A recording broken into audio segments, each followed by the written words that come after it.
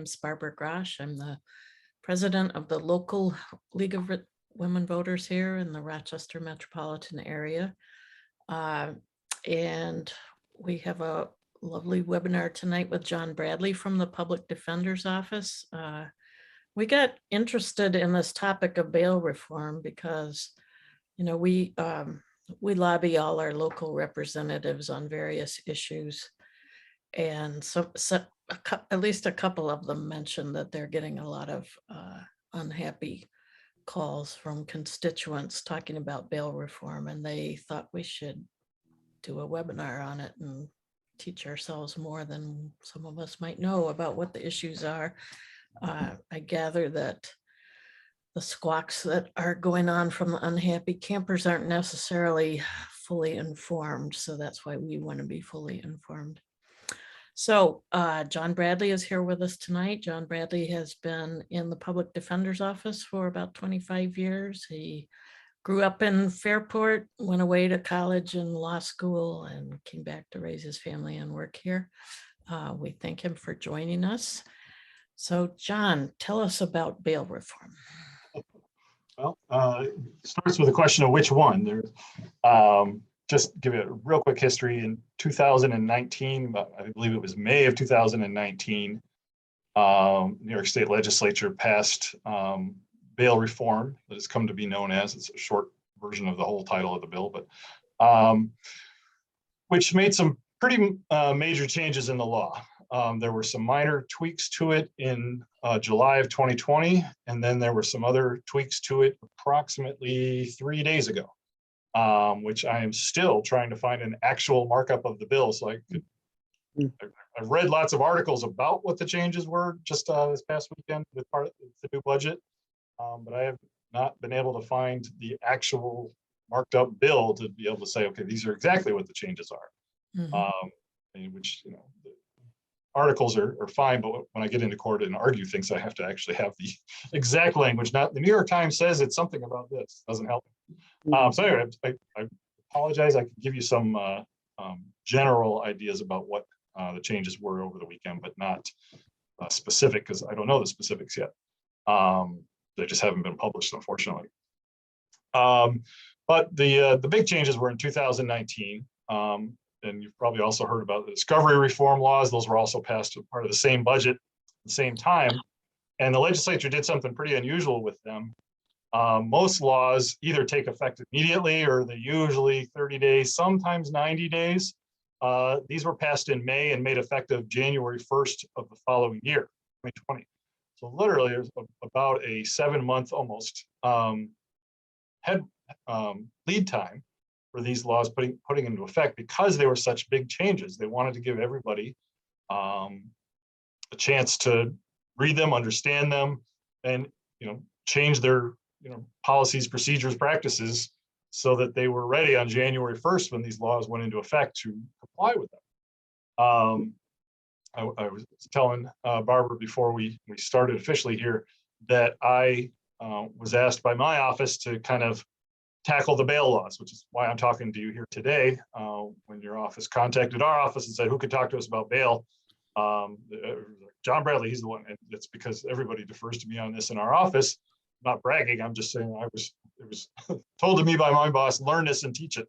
So that's what I've been doing for 3 years now since I was passed. And I keep saying there's a lot of changes. So let me kind of tell you what those changes are in a nutshell. And I can kind of go through some very specific things so you can know exactly what we're really talking about. But in general, what the law did is it changed, it took away some discretion from the judges. So to the extent you hear that talked about a lot, judges are being handcuffed, being not allowed to do certain things. That is partially true. And the real big thing that judges were not allowed to do is there were crimes were basically categorized as what they called qualifying offenses. Qualifying offenses were crimes that a judge was allowed to set bail. The charge qualified for bail as an option, or even what we commonly refer to as remand, but holding somebody in jail without bail. In other words, no amount of money would get them out. So and then by default, anything that wasn't included in that list of qualifying offenses was not eligible for bail. In other words, a judge could not put that person in jail pre-trial or pre-conviction. And so that's what kind of got, everybody's hair on fire, was that, everybody started, what about this situation? What about that situation? You're telling me the judge can't put that person in jail? And, if it was not a qualifying offense, the answer was yes, that is true. A judge cannot put that person in jail while they remain unconvicted. And there are really two major driving forces behind that. One, more of principle and less of public policy, was that, in the United States, somebody is innocent until proven guilty. So, when they are charged with a crime, when they're brought before a court for arraignment, their first appearance on that charge, they are presumed innocent. And so, which kind of begs the question, why do we ever put anybody in jail before they've been found guilty of anything? Why are we holding innocent people in jail before they've been found guilty of anything? Presumptively innocent. And the short answer to that is that, even though we say they're presumed innocent, we don't always treat them as they are presumed innocent. We treat them as if they're already assumed to have committed what they're accused of doing. So that was kind of the first principle here, is that kind of the presumption should be that nobody should be in jail until they've been convicted, until they've been found guilty of something. The second principle, and the one that really kind of drove this whole part about cash bail, was that we basically put a price on freedom. That somebody who, Harvey Weinstein, his bail was set, I believe it was at least $1 million. It might have been multiple millions of dollars while his case was pending. He posted it that same day. He was walked in. I've probably seen the video on the news. They had cameras there as they walked him into the police station, and he turned and walked out, hours later, because he posted $1 million+ in bail. And I don't remember seeing any outcry about how are we letting this person, walk free while his charges are pending. All agreed, and now that he's been found guilty, they're very heinous crimes. Nobody was complaining that he was free pending trial. And yet, my office, the public defender's office, represents people who are, by definition, not wealthy, routinely have people who are sitting over in the Monroe County Jail because they can't post $1,000 bail. And they're presumed innocent, and the judge is, well, if you don't have $1,000, then you could sit in jail while this case is pending. And there's just no rational basis for that kind of system. Where if you can't afford your freedom, you have to sit in jail, even if you're presumed innocent.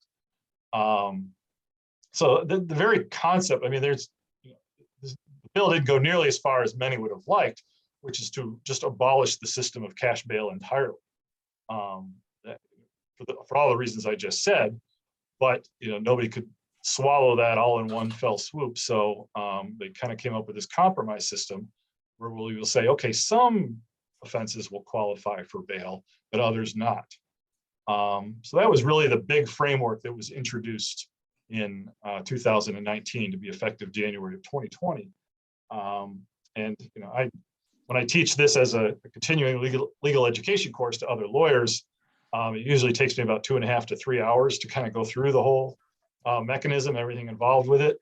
I promise you I'm not doing that tonight. That's why I don't have a PowerPoint up right now, and I'm just talking to you, as normal human beings instead of lawyers right now. But I wanted to real quickly go through a few slides of that. I don't know how many slides in that normal presentation I do, but I wanted to show you a couple just so you had an idea of what under these bail reform laws judges had complete discretion on.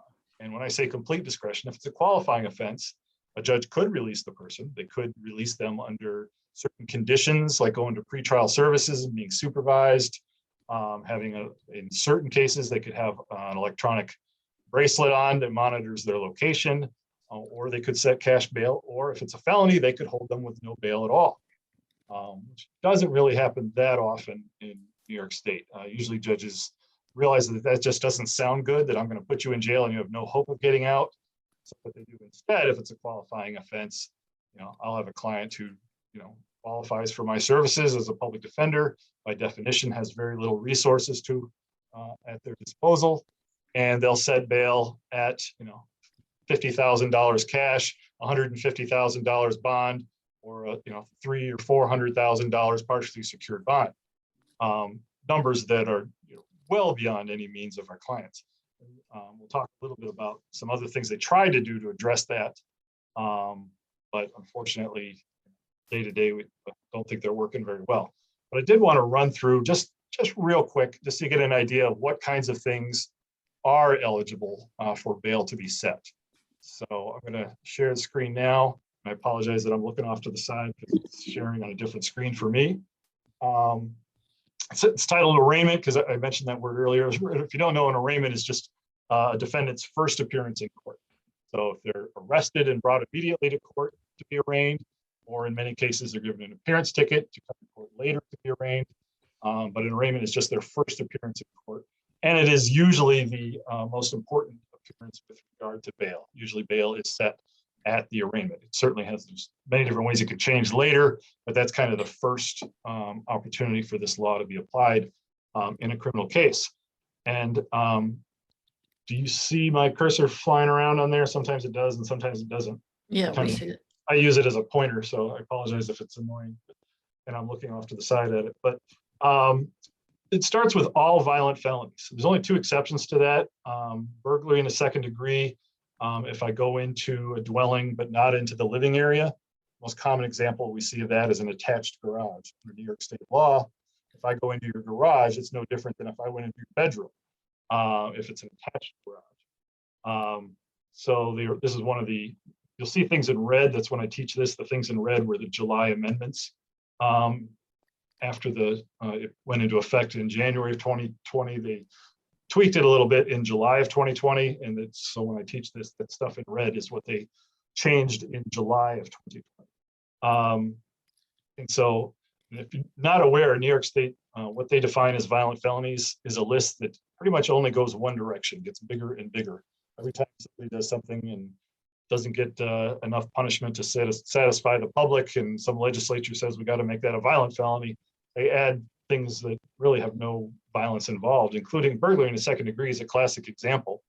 You go away on vacation to Florida, your neighbor down the street notices you've been gone and says, I like your TV a lot better than mine. And so they break in your back door or whatever, they go in, they steal your television, while you're on vacation. So nobody's home or anything like that. It's certainly fine, no question about it. But there's certainly no violence involved either. It's not a violent crime. It is certainly a property theft, of property damage. If they damage your house, and it's a violation of your home. I'm not downplaying it, but there's absolutely no violence involved in something like that. In fact, your neighbor went out of their way to make sure nobody was home. They didn't want to get caught. They didn't want to get hurt themselves. They didn't want to hurt anybody. They just wanted to steal your TV.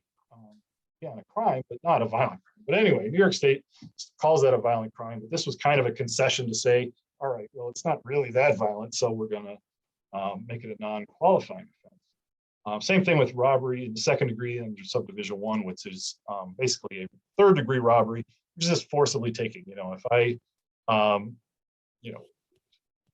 see you on the street and I say, give me your wallet or I'll punch you in the nose, that's a third degree robbery.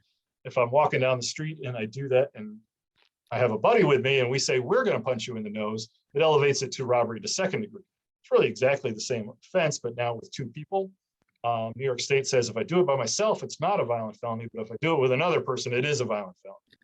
Another one of those things that, if there's different ways of charging if there are injuries or if there are weapons involved. I don't think anybody's really arguing that those aren't violent felonies. But just, I'm going to punch you in the nose, and I don't, and I just take your wallet with it. But some argument there whether it's really a violent. But other than those two examples, all violent felonies in New York State are eligible for bail. So, the reasons for us talking tonight is, to refute some of the, I'm a little biased about all this. I refer to it as fear mongering that you hear various politicians and whatever talking about how we need to change the bail laws because the world is burning down around us and it's all because of bail laws. under any violent felony, it always has been the case, still is the case, that a judge can set bail or hold somebody if it's without bail. It's always been an option for the courts. So to say that people are out on these violent felonies because of bail reform is just false. Judges had that option, and they made a decision, and we'll talk a little bit about what they're required to do in making these decisions. They made a decision to release this person. They could have held them. The bail law didn't prevent them from holding somebody pre-trial. They made a decision based on factors we'll talk about, that person didn't need to be held in custody. So that is true with these two narrow exceptions. All violent felonies in New York State are eligible for bail. Pretty much the rest of the list, there's a couple of pages of them here, are non-violent felonies that are also eligible for the judge to set bail. So not only is it all violent felonies, but it's even non-violent felonies and even some misdemeanors. The judge has the option to set bail. On a misdemeanor, you can't hold somebody without bail. You have to set some bail on a misdemeanor. You can't just put them in jail without any possibility of release. So you see the list here. A lot of these are not ones that we see very often.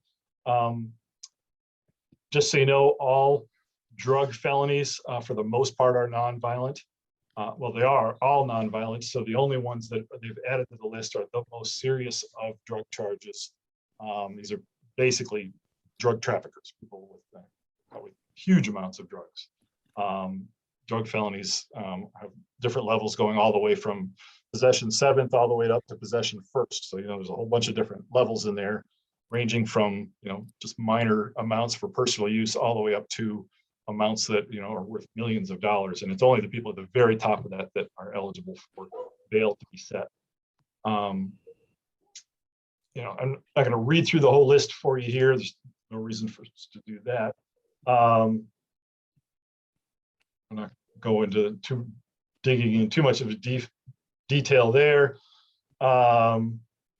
Pretty much anytime you see anything involving any kind of sex offense, any kind of child pornography, anything that related to any of that stuff, they added in as well, even if they weren't violent felonies. Everything we just showed you there, with the exception of the red, that's where the list ended in January of 2020. Then they added all of this in July of 2020. And again, I'm not going to go through every single thing listed here, but they are all either non-violent felony offenses or misdemeanors that they've added to the list of things that bail can be set on.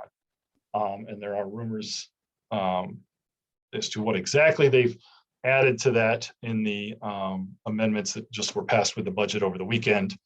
And again, from what I've heard and what I've been able to kind of investigate a little bit, these were even more minor changes that were done over the weekend. They don't drastically change this current status. I think they add 1 or 2 more qualifying offenses.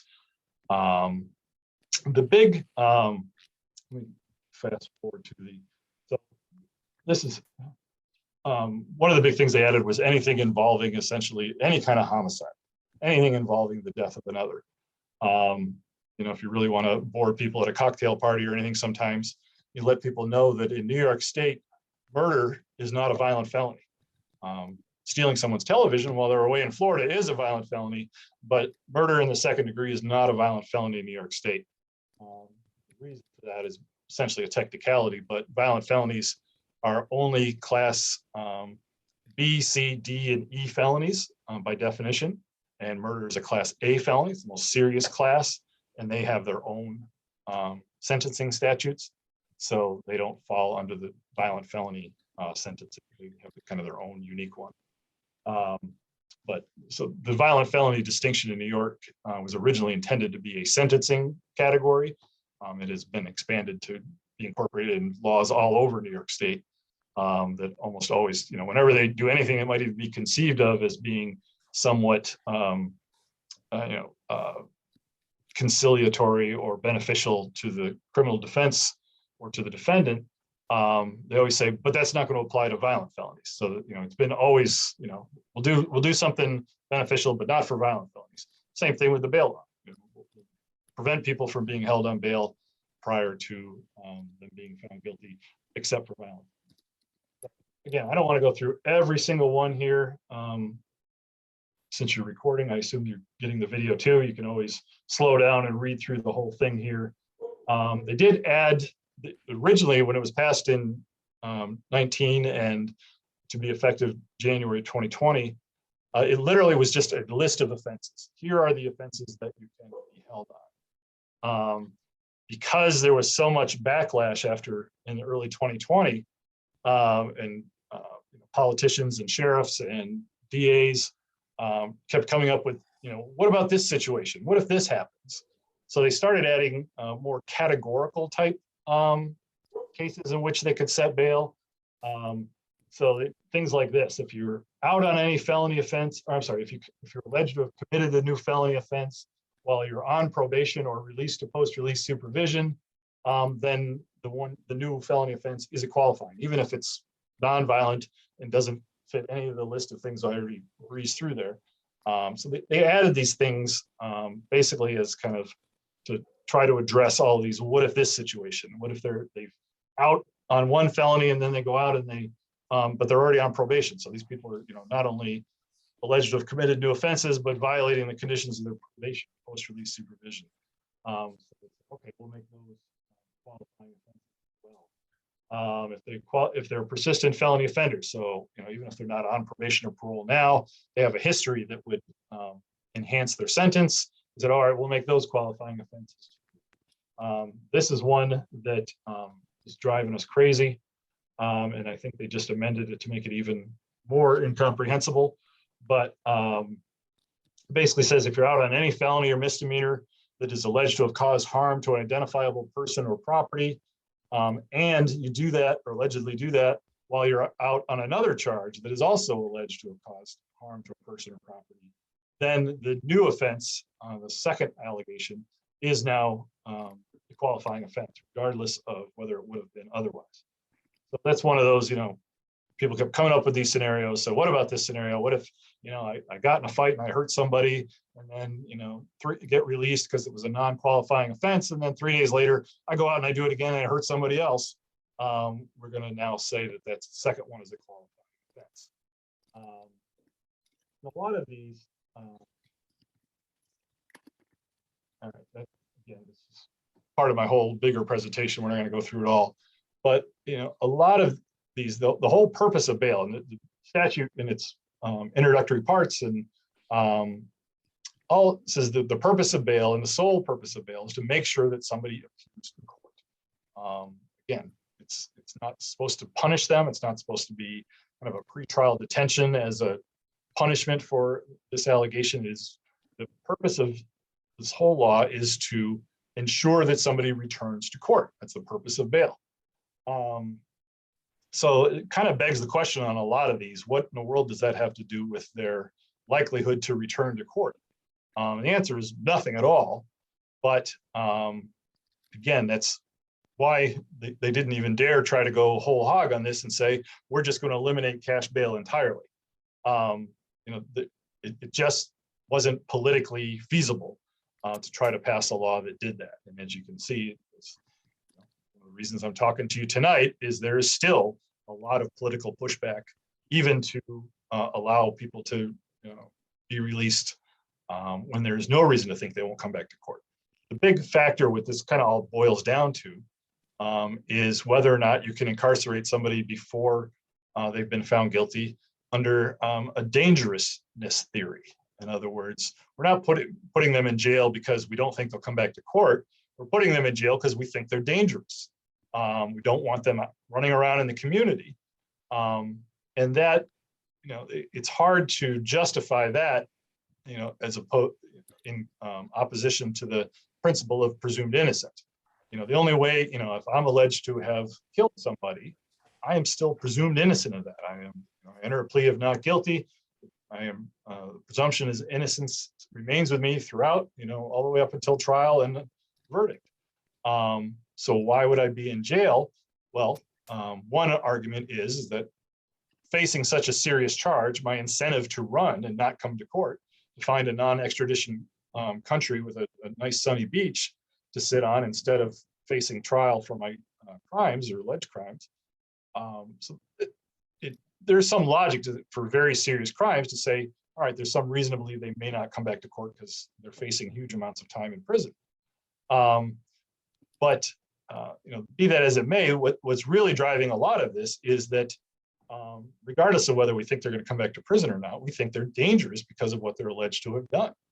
And that's really that belief is what's driving a lot of the opposition to this. Because ask yourself, anytime somebody criticizes the bail law and, but what about this case and what about this? Ask yourself, what does that have to do with their likelihood to return to court? Because that's what the law is all about, is making sure that, or this bail law is making sure that people return to court. And a lot of the types of conditions and things that the court can consider logically have to do with their likelihood to return to court, such as their history of returning to court in previous cases. Stuff like that, there's certainly a lot of logic to, but there are other things that the court's allowed to consider, which really doesn't seem to have much logic as to whether or not they'll return to court, such as whether or not there's an order of protection in place. Whether an order of protection is usually a court order to stay away from a certain individual, not have any contact. Often it's the alleged victim of a crime or a witness to a crime. A court will say, stay away from that person. And the fact that there is such an order is a factor the court can consider in whether or not to set bail or what kinds of conditions to release somebody on. So, that doesn't really have any probative value as to the likelihood of them returning to court. It's kind of, again, I could talk about this for hours, but I won't go on too much farther. But I did want to address a couple of other things before I open this up to questions. Is since the purpose, the clearly stated purpose of the statute is to ensure that somebody returns to court, that is also the purpose of setting bail. If you don't understand how the bail process works, but if the judge says, I'm accused of a crime, the judge sets $1,000 bail. That means that I have to come up with $1,000 cash. I have to deposit it with the court or off of the sheriff's department, since they're the ones who run the jail. And they'll hold that $1,000. So thank you very much. Give me a receipt for it, and they'll let me out of jail. And then I'm free to go home, go about my business as long as I return to court on my charges. And once the case is over, whether it's favorable or not for me, whether I'm found not guilty, work out some plea to a lesser offense, or I'm found guilty after trial, I get that $1,000 back when I'm all done. And the theory is that that's incentive for me to not show up, because if I don't show up in court, there are procedures in which that money can be forfeited, and I lose my $1,000 and I don't get it back. So that's the theory behind cash bail, is to say, all right, we're going to find an amount that will incentivize me to come back to court because I don't want to lose that money. And there are provisions in the law which specifically says the judge is supposed to tailor that amount in a way to not cause what the phrase is an undue hardship on the person on which bail is set. So the judge should be looking at my financial situation, looking at what ability I have to post the bail. There's also bonds and partially secured bonds, and it's like 7 different ways that a judge can set some form of monetary incentive for me to return to court. And it's supposed to be tailored to me individually in my financial situation. Now, I am fortunate to have, a decent job. I have a house, I have a car, I have some savings, some, whatever. So, I can afford a cash bail or a bond that is going to be higher than, most of my clients who, by definition, usually don't have any of those things that I just mentioned. They rarely have a decent paying job or a house that they own, or, money in the bank. And so the judge is supposed to consider those things when setting bail. $1,000 to one of my clients is the world. $1,000 to me, while inconvenient, is something that, quite honestly, I could come up with relatively easily, especially knowing I was going to get it back as long as I come to court. But there's a big financial difference between me and most of my clients. And it's right in the statute that they're supposed to consider those financial circumstances and set bail an amount that it will not cause an undue hardship. And this is one of the things we litigate most right now, because courts routinely just, they look at the charge. Oh, that's a serious charge. I have to set a high amount of bail. It's kind of, again, kind of going back to the Harvey Weinstein argument, that $1 million bail. I've had clients in which $1 million bail was set also, clients who are by definition, not wealthy. Usually it's a murder case or something like that, where judges have set $1 million bail in a case of mine, which is just ridiculous. It's not even an undue hardship. It's strictly an impossibility. There's no way that my client is ever going to be able to post bail or come up with those kind of resources. And so the amount of bail they're setting, and we still see this, even though this has been the law for 2.5 years, is that courts are just looking at the seriousness of the charge and setting a dollar figure, just like they did before the statute was in place. And that's one of the things that it was designed to fight against, was setting a bail that is just far beyond the financial reaches of the defendant. They're not considering their financial situation at all. And they're basically, there's really no ideological difference between them setting a $50,000 cash bail for one of my clients and holding them without bail. They're functionally exactly the same thing. They have no more likelihood of posting $50,000 cash and getting out than they do if the judge said, I'm just going to hold you without bail, you can't get out at all. They're going to have functionally the same result. So that's one of the things we're still fighting on. Again, just to kind of address some of the things you're hearing about in the news, as they've been fighting right up until the budget was passed this past weekend. Local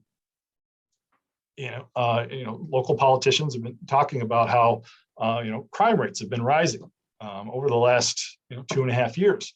Unfortunately, that does kind of coincide with the discovery reforms, with the bail reforms. So it's a cheap and easy argument to make that, well, bail reform must be causing this rise in crime.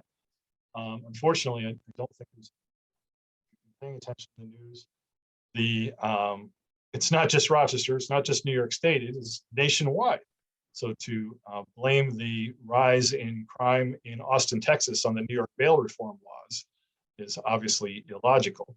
And to blame it, any rise in crime in New York on the bail reform laws is equally illogical. There's just no causation that's ever been even remotely shown. But because it's a correlation, hopefully you all remember from your high school logic classes and everything that correlation just means they kind of went along together, has nothing to do, or rarely has anything to do, with causation. Just because the two things are rising at the same time or happened at the same time doesn't mean one caused the other. And there's a really good article that I would highly recommend you read if you're interested in this topic, in the Rochester City paper. It was in the February edition. It's available online. I actually got the cover page so you know what to look for. And I'm not going to go through the whole article for you because that'll take away from the work that the author did on it. So why listen to me when you can read it, get it directly from him. But this is it's online. It's from February 22nd of this year. It's called "State Data Undercuts the Bail Reform Backlash." The newspaper. So you can just Google that if you want. This is the page it'll look like. It's not a terribly long article, but he actually kind of digs into the statistics. One of the nice things I think was very prescient of the legislature to do is they built into those bail laws a data collection requirement. So you can actually have some data to, I think they wisely anticipated some backlash on this, and they wanted to collect some data to fight some of the fear-mongering that's out there, which is well and good. And I think it was very wise of them to do so. But the problem is there was no data prior to this law reform being put into place. So again, you have nothing to compare it to. You can say, all right, here's what's happened post bail reform laws in New York State, but we can't. They didn't have a similar data collection requirement prior to these being passed. So there isn't it. We don't have the two things to compare side by side, but we did have a fair amount of statistics still being collected, and that's what Mr. Finelli did in this article. He dug into just as a disclosure. I was interviewed for this article, and my name is mentioned in there. I'm not referring to it simply to because I'm mentioned in the article, but again, there just really aren't that many experts on this. It's really staggering still 2.5 years later to see how many judges, DAs, and sadly even defense attorneys still don't really know what's in this law, even 2.5 years later. So that's why I get called on a lot to do this, because I'm one of the people who's really dug into it. So I'm going to stop there. It's been about 40 minutes. Well, I got 6:39 here, which I believe is what Barb asked me to go, to leave the time for questioning after that. So I'm going to get that off the screen. And I don't know how, I'll leave it to one of you to decide how you want to do any questions or anything. I see there's at least one chat. I don't know if that was directed to me. Oh, somebody just popped up the link to that article. Thank you very much for doing that. If I was smart enough, I would have thought to do that or ask somebody to do that. You guys did it anyway. I'll start with some questions I've got, and then other people can chime in. So they were supposed to stop holding people in jail while they awaited trial, and presumably that happened. So I used to hear terrible things like Monroe County Jail, 40% of the people there hadn't been even tried for a crime. So we must have saved a ton of money, and everybody went home and was with their families, and it was pretty happy. I mean, what can you tell us about how life has changed?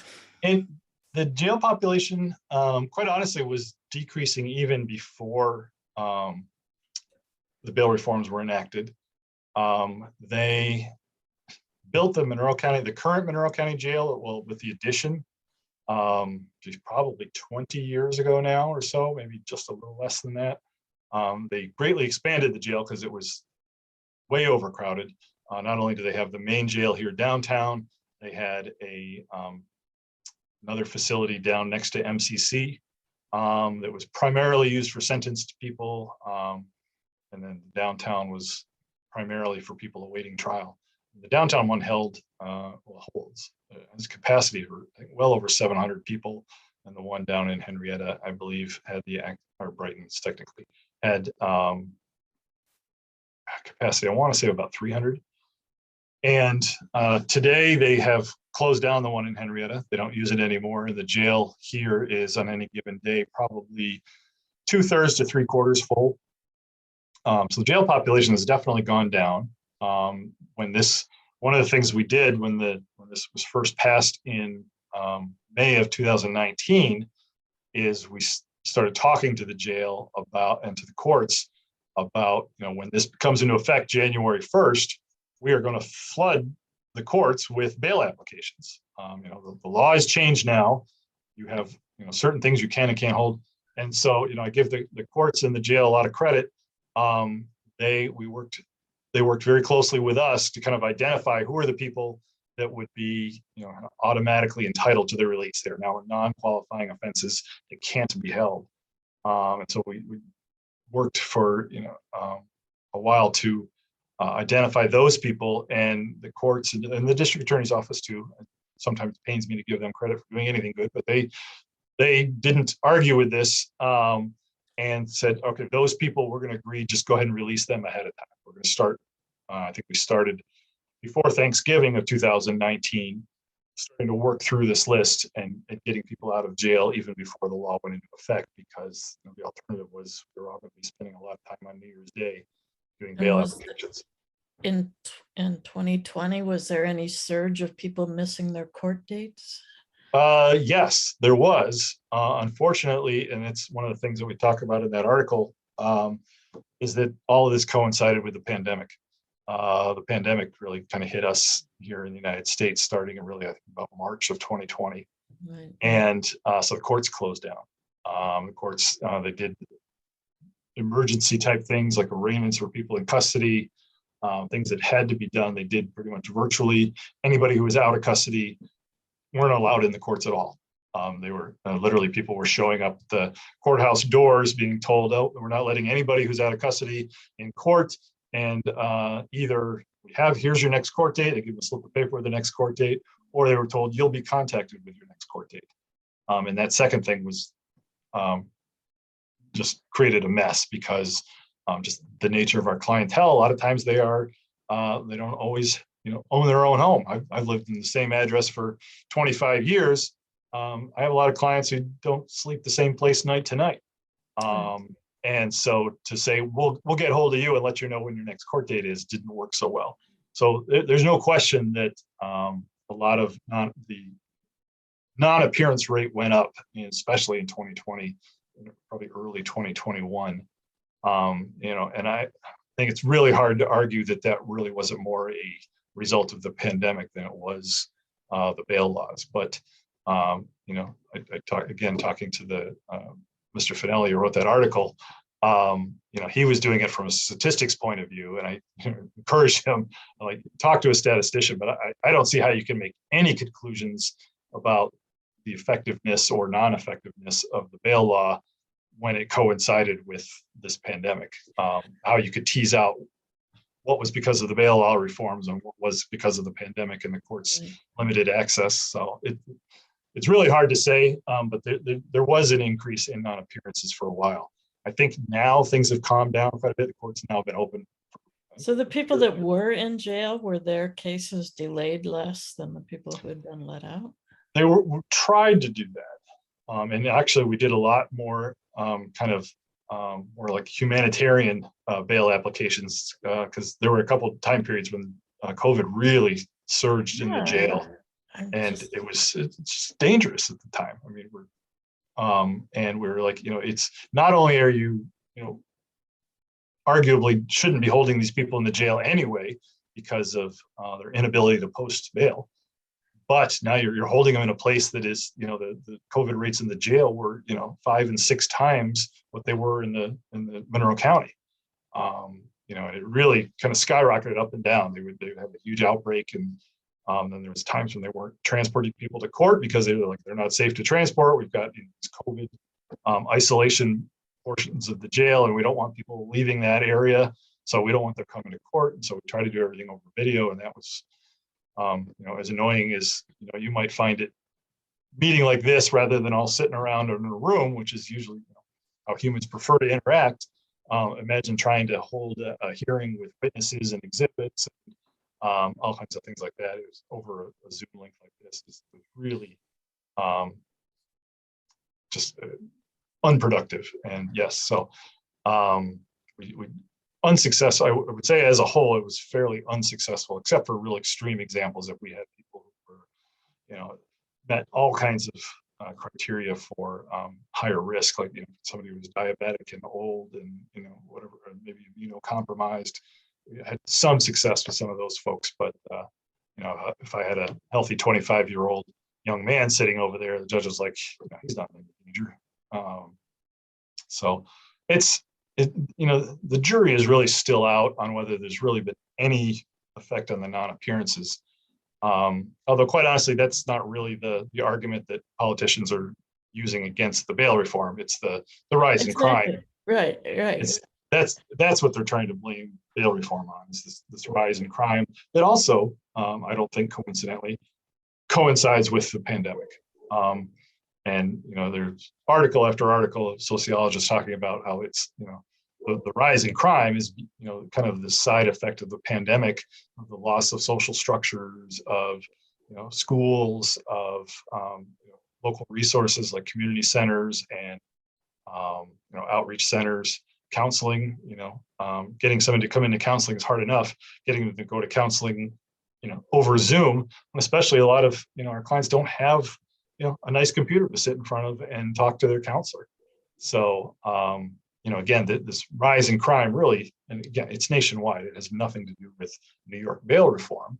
It is, and it exactly coincides with the pandemic. And it's really, I just find it infuriating and disingenuous that politicians try to blame it on the bail reform. Can you mention what you've been able to learn about the changes that were made in the budget? What have they added to the list? From what I've heard, and please don't hold me to this exactly because I haven't actually seen the actual bill yet. They all they did was that one slide I showed you where somebody is out on a charged where they're alleged to have committed harm to a person, property, and now they're alleged to committed another crime involving harm to a person, property. They've added a little bit to that language because apparently 1 or 2 cases happened where somebody was given an appearance ticket and hadn't been arraigned on that first one. And the way the wording is that they were released by a court, and that doesn't wouldn't have applied. Could you just repeat that? Your Sorry. sound cut out for a moment. Oh, I'm very sorry. So that previous, one of the things I showed you that made something a qualifying offense was if they had been released on a offense that alleged harm to a person or property, and now they have alleged to have committed another offense involving harm to a person or property. They did tweak that to add, or I believe they've tweaked that to add language that says even if you were just given an appearance ticket on that first one, because the old language says if you were released on it, well, that happens at arraignment by a court, and appearance ticket is what you're given pre-arraignment to get you to court. So if that first offense happened while you're out on an appearance ticket, it didn't fall into that category. And so that was a loophole that apparently somebody thought was, creating a danger to our community. And so they tried to close up that loophole. They did amend the gun offenses. They tweaked those a little bit. It doesn't have anything to do with bail, but gun trafficking, they reduced the number of guns that you can be alleged to have sold. That will make something a certain level offense. So it used to be you had to sell 5 guns to be a Class C violent felony. And now apparently they've reduced that down to sell 3 guns, and now it's a Class C violent felony. Things like that. They kind of tweak the gun laws a little bit. It's from what I've seen, it's not a drastic change. It's not. And one of the things they really debated was, again, this dangerousness perspective. Some states, not New York has never had this, but some states actually allow the court to consider what they believe to be the dangerousness of the defendant, the danger of releasing them to the community. And New York has never allowed that as a consideration. And there was a big debate of whether that was going to be added. And when I've heard that was still not a factor that they're allowed to consider. So that was the big worry, because judges consider that anyway. I mean, even though they're told what they're allowed to consider, what they're not allowed to consider, unfortunately, control their mind and what they're really thinking when they make these decisions. But they at least have to come up with some other reason to put on the record why they're doing what they're doing. It can't be because they think it would be dangerous to release somebody. Because again, that kind of flies in the face of the presumption of innocence. If they're presumed innocent of committing this offense, why would you be able to assume that they are dangerous because they're alleged to commit this offense? So that was good. What I could tell is the big change that was not made. So. All right, I want to make sure other people can ask questions if people have them. Judy Sternberg, you're unmuted. Were you sitting on a question you wanted to ask? No. Okay.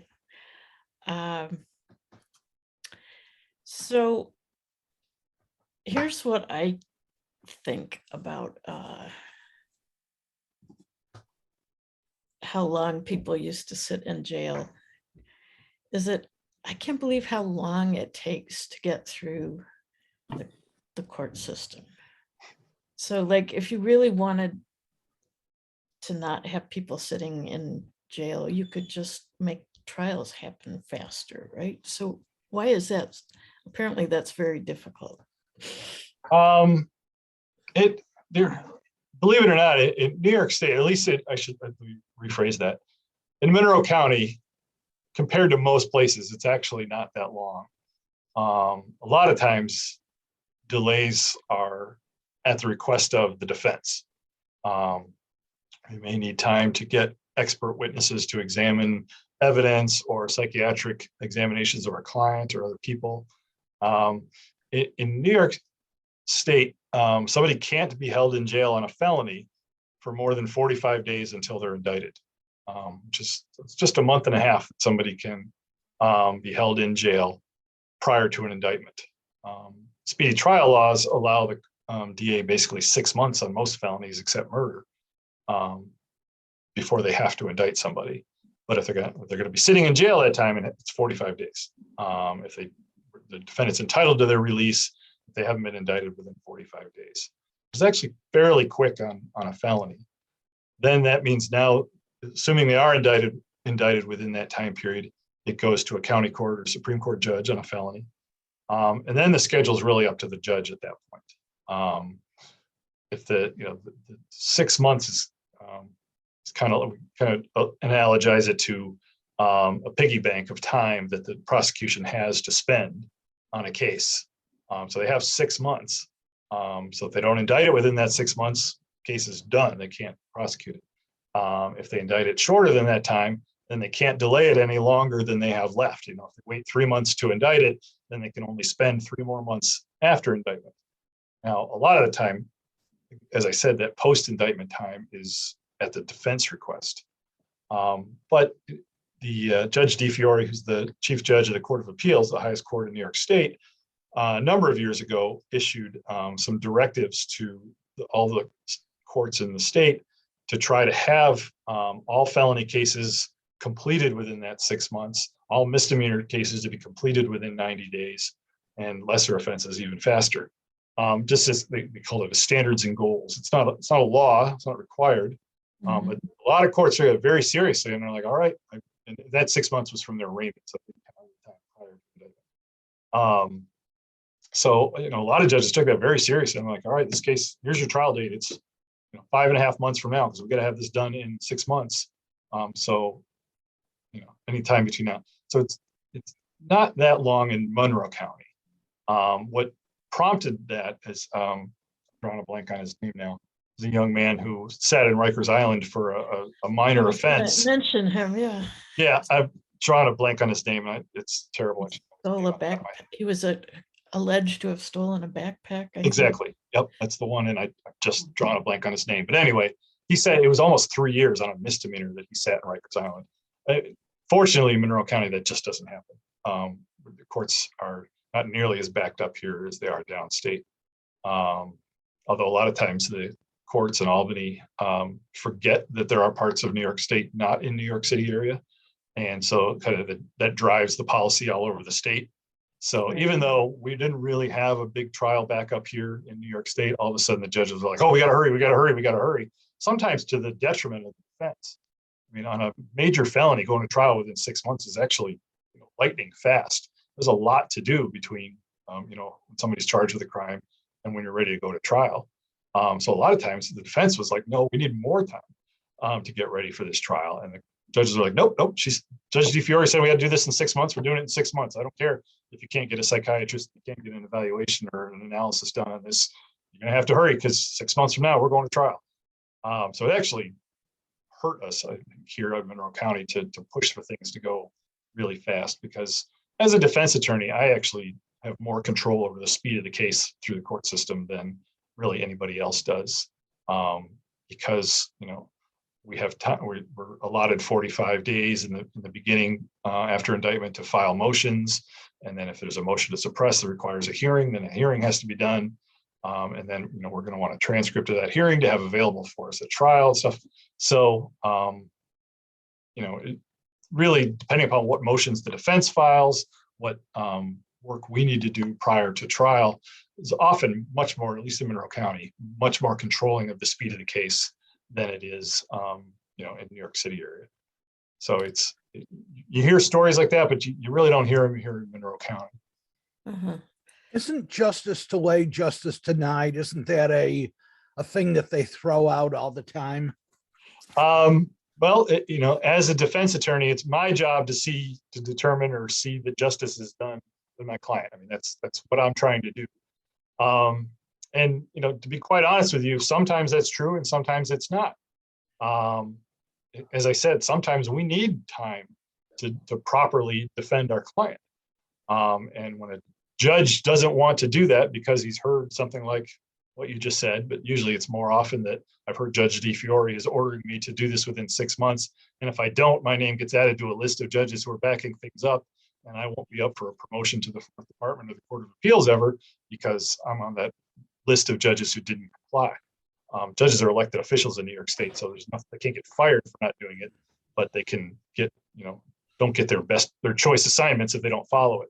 So in my experience, I've been doing this a long time. It's far more often that we are being hurt by justice being pushed too fast than by going too slow. Now that's not to say that sometimes going fast is good for us. Sometimes slowing things down is actually better for us. Every case is a little bit different, and so like most cliches or old sayings, sometimes they're true and sometimes they're not. Yeah. Well, individual cases present problems if you know too much about them. I'm a retired city school district teacher, and I can remember a case where a teacher was assaulted and they brought it, he was arraigned and all that, and the defense attorney kept delaying and delaying and delaying and delaying, and it got to be a year, and the defense attorney literally said to the judge, justice delayed is justice denied, and the person was at that point let off. And this is a case that was very famous within the Rochester Teachers Association. It was discussed at length as a devastating thing for a teacher who was assaulted in the classroom. And that's just one case, and obviously it doesn't paint the entire picture in the system. And whenever anybody wants to brings up this case is an example of something, the problem, I can, in that case you indicated that the defense attorney delayed. If remember, I used the example of we kind of talk about speedy trial time as like a piggy bank that gets to be spent. That piggy bank is the prosecution's time limit, not the defense. The defense doesn't have any time limits. But if the defense delays it, that's not a basis for dismissal. So if it was true that all of that delay was attributable to the defense, then the case would have been dismissed. I can promise you that delay was not all attributable to the defense, or the case wouldn't have been dismissed. There's no basis to dismiss a case because the defense has delayed a case. There's only a basis to, I'm sorry, the RTA spent a lot of time and effort defeating this particular judge the next time she was up for election. Yep. And I can only say that the law doesn't provide for a dismissal for a defense delay, only for a prosecution delay. So I'm guessing the prosecution was probably more to blame for the delay than the defense was. Otherwise, it wouldn't have been dismissed. There wouldn't have been a basis to dismiss it for that reason. So quite honestly, your beef was probably more with the prosecutor than with the judge, because the prosecutor didn't do things in the time that they should have, which is, I'm sure, why it was delayed. Yep. All right. Any other questions or comments? All right. In that case, I'm going to thank you. Do you want to say any words about they changed some discovery rules as well? Yeah, that we have other people in my office who are assigned to dig into that, and they're really kind of scratching their heads about what exactly, because one of the things the prosecutors have really complained about the discovery laws is it really puts a lot of pressure on them to turn over. I won't say more stuff than they were supposed to before, because they really should have always been turning over everything.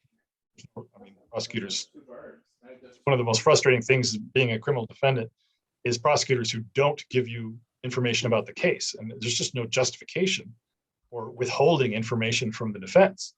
And so it did certainly toughen the laws, which didn't really change the laws. It just toughened them to say, all right, we really mean it when we say you have to give this stuff. And it put a lot of teeth into it. There were serious consequences if they didn't, including it could be up to the dismissal of the case if the prosecutor didn't turn over what they're supposed to do, what they're supposed to turn over. And it gave again,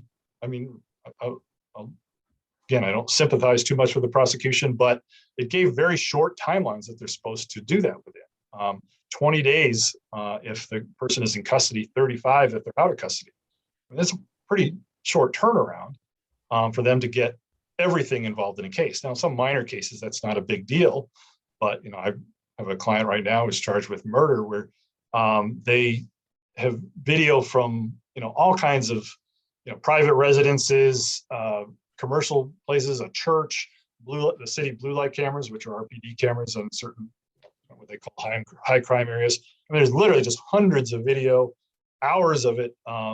And they had supposed to turn all this over to me within 20 days, actually, because my client, I'm sorry, 35 days, because my client's out of custody.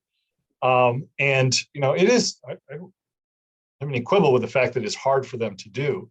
That is one of the main reasons for the discovery law, that they gave that 7-month lead time, you know, passed it in May and said it's not going to be effective until January, because it mandates the DA set up procedures to get this information from law enforcement and then get it to the defense.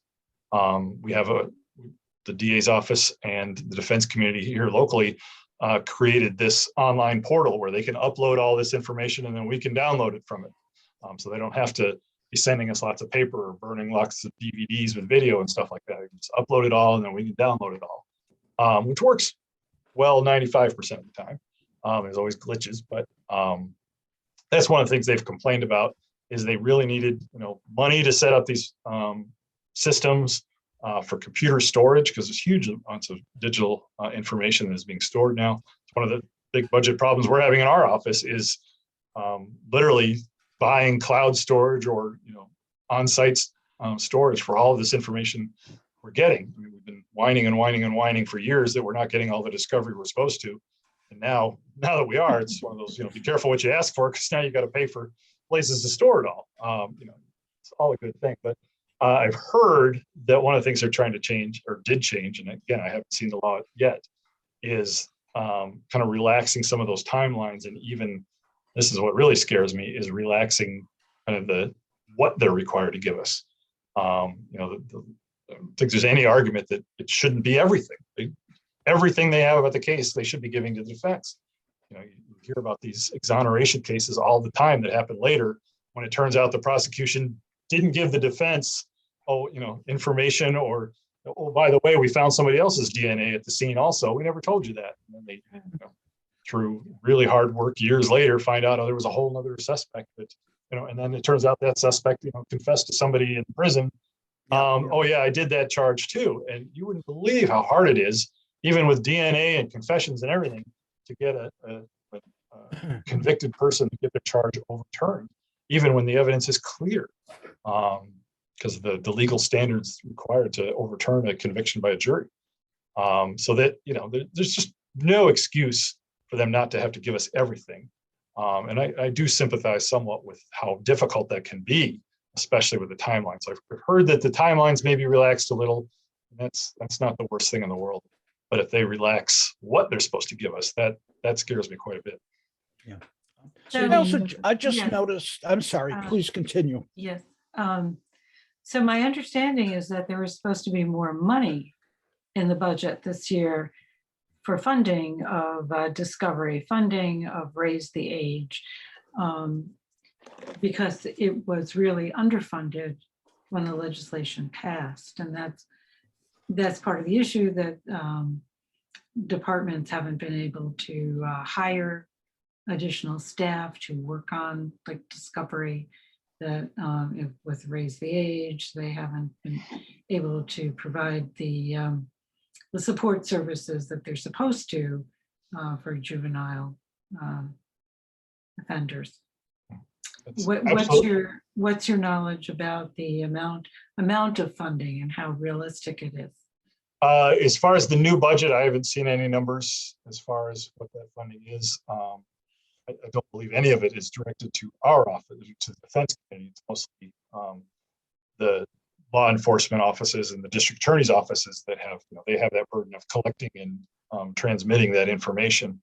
And they have, I work closely with the district attorney's office here, and I know for a fact that they really have they don't have the staff, and they've had storage problems the same as we have, storing all this stuff.